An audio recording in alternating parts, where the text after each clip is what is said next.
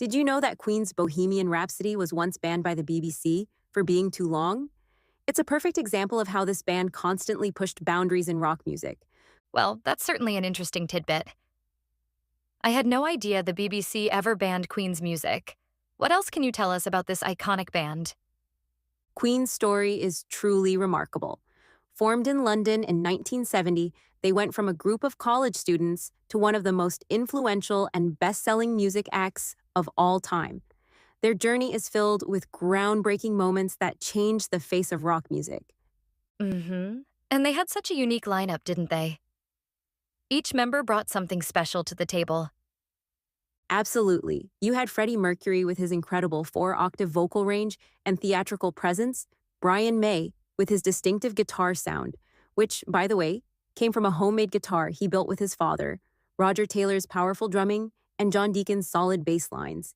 It was like lightning in a bottle. That's fascinating about Brian May's guitar. How did their sound evolve over time? They didn't just stick to one genre, did they? Not at all. That's one of the things that made Queen so special.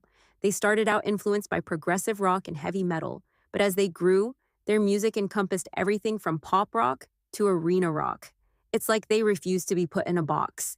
Take Bohemian Rhapsody, for example. It's operatic, it's rock, it's ballad, all rolled into one 6 minute epic.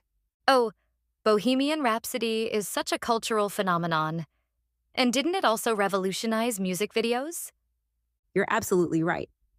The video for Bohemian Rhapsody was groundbreaking. It's credited with changing the landscape of music promotion.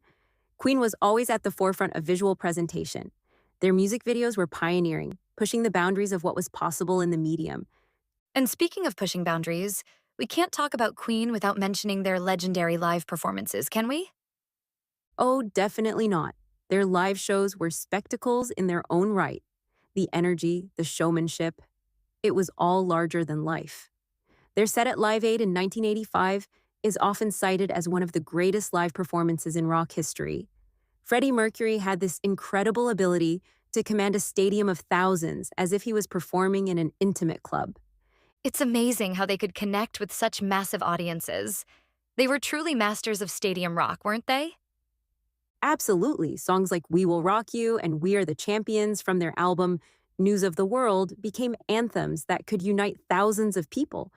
These weren't just hit singles, they became part of our cultural lexicon. And get this, their greatest hits album is the best selling album in UK history, with over 6 million copies sold. Wow, those numbers are staggering. So, what do you think it is about Queen that's allowed them to endure for so long?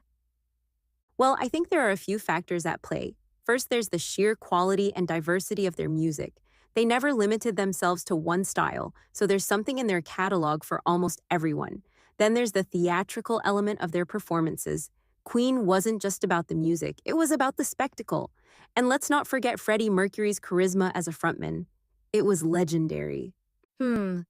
And their songs often deal with universal themes, don't they? Love, loss, triumph, rebellion. These are experiences that transcend time and culture. Exactly. That's why their music continues to resonate with new generations of listeners. And it seems like their popularity is only growing.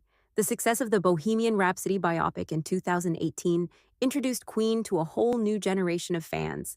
The film grossed over $900 million worldwide and sparked a renewed interest in Queen's music, with their songs climbing the charts once again.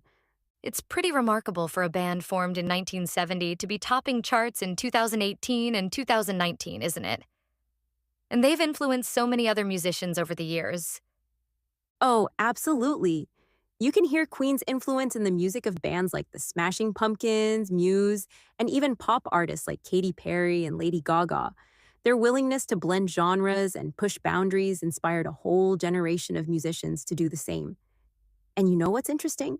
Queen's music continues to find new relevance. Whether it's Don't Stop Me Now being used in movies and TV shows, or We Are the Champions being sung at sports events around the world, their music is still very much a part of our cultural fabric. It's like their music has become a universal language, hasn't it? That's a beautiful way to put it. Queen's music truly does transcend boundaries of genre, of time, of culture.